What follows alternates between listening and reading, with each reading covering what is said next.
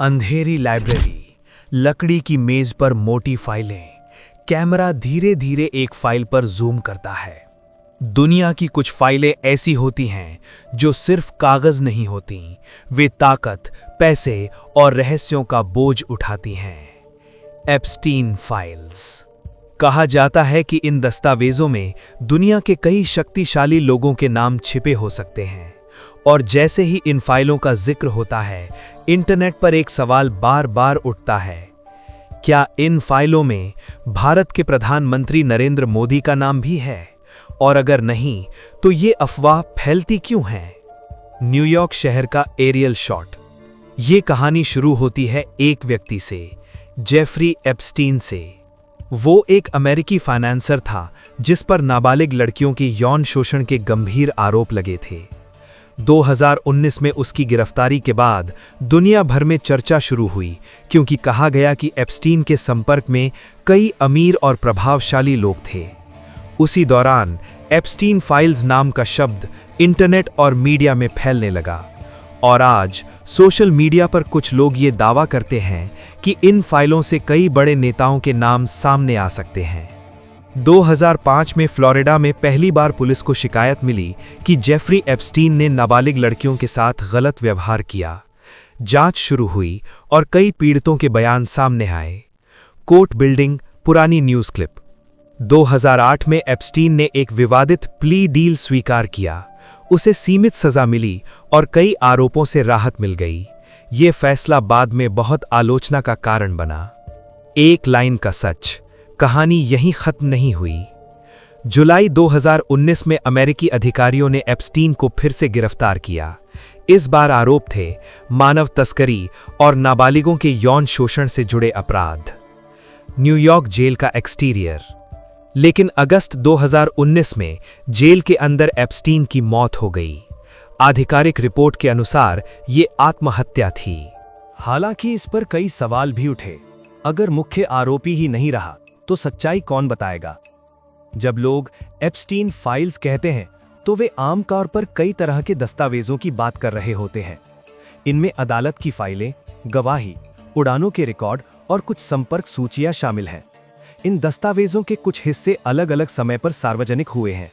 कुछ रिकॉर्ड में यह दिखता है कि एप्स्टीन के निजी विमान में कई मशहूर लोग कभी कभी यात्रा कर चुके थे। कुछ पीड़ितों ने अदालत में बयान दिए जिनमें उन्होंने एप्स्टीन और उसके नेटवर्क के बारे में बताया। हाल के वर्षों में अदालत के आदेश से कुछ अतिरिक्त दस्तावेज सार्वजनिक किए गए। महत्वपूर्ण बात, इन दस्तावेजों में किसी व्यक्ति का नाम होना यह साबित नहीं करता कि उसने कोई अपराध किया है। अक्सर ये सिर्फ संपर्क या संदर्भ का उल्लेख है। इंटरनेट पर कई तरह के दावे फैलते रहते हैं। कुछ लोग कहते हैं कि इन फाइलों में दुनिया के कई नेताओं और उद्योगपतियों के नाम छिपे हैं, लेकिन अभी तक सार्वजनिक रूप से उपलब्ध दस्तावेजों में भारत के प्रधानमंत्री नरेंद्र मोदी का कोई पुष्टि किया गया उल्लेख नहीं मिला है। विश्वसनीय मीडिया रिपोर्टों या आधिकारिक अदालत दस्तावेजों में भी ऐसा प्रमाण सामने नहीं आया। फिर भी अफवाहें क्यों फैलती हैं? क्योंकि जब कोई मामला शक्तिशाली लोगों से जुड़ा हो तो अधूरी जानकारी अक्सर कल्पनाओं को जन्म देती है। इस पूरी कहानी के केंद्र में सबसे महत्वपूर्ण लोग वो हैं जिनकी आवाज सबसे कम सुनी गई, पीड़ित।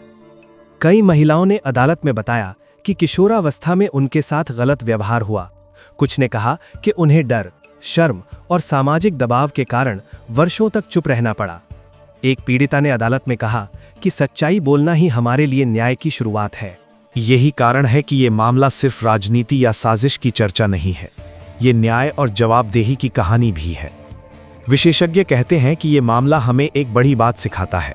जब शक्ति, पैसा और प्रभाव एक साथ आते हैं तो जांच और न्याय की प्रक्रिया और जटिल हो जाती है। इसे ऐसे समझिए जैसे एक बहुत बड़ी भूल भुलैया। हर दरवाजे के पीछे नया सवाल हो सकता है। दूसरा रूपक और भी सरल है। किसी भी बड़ी जांच में 3 चीजें होती हैं: तथ्य, अनुमान और अफवाह। अगर इन तीनों को अलग न किया जाए तो सच्चाई धुंधली हो जाती है। हम क्या जानते हैं? जेफरी एप्स्टीन पर गंभीर आरोप लगे, उसकी गिरफ्तारी हुई और बाद में जेल में उसकी मौत हुई। हम क्या नहीं जानते? उसके नेटवर्क के बारे में हर सवाल का जवाब अभी भी सार्वजनिक नहीं है, और इंटरनेट पर फैलने वाले कई दावों की अभी तक पुष्टि नहीं हुई है। एक सवाल अभी भी बाकी है, क्या कभी पूरी तस्वीर सामने आएगी? आने वाले समय में कुछ संभावनाएं दिखती हैं। पहली संभावना यह है कि अदालत से और दस्तावेज जारी हो सकते हैं। दूसरी संभावना यह है कि संबंधित लोगों के खिलाफ अलग अलग मामलों में नई जांच शुरू हो सकती है। तीसरी और सबसे यथार्थ संभावना यह है कि कई सवाल शायद हमेशा अनुत्तरित ही रह जाएं, क्योंकि जब मुख्य आरोपी अब मौजूद नहीं होता तो जांच की कई कड़ियां हमेशा अधूरी रह सकती हैं। वही शुरुआती मेज फाइल धीरे धीरे बंद होती है। कभी कभी इतिहास की सबसे बड़ी कहानियां अदालत में नहीं बल्कि सवालों के बीच लिखी जाती हैं। अगर आप समझना चाहते हैं कि इंटरनेट पर साजिश, अफवाह और सच्चाई कैसे मिलकर कहानियां बनाते हैं, तो अगला वीडियो ज़रूर देखिए। सो गाइज, आज के लिए इतना ही। मिलते हैं किसी नेक्स्ट वीडियो पर।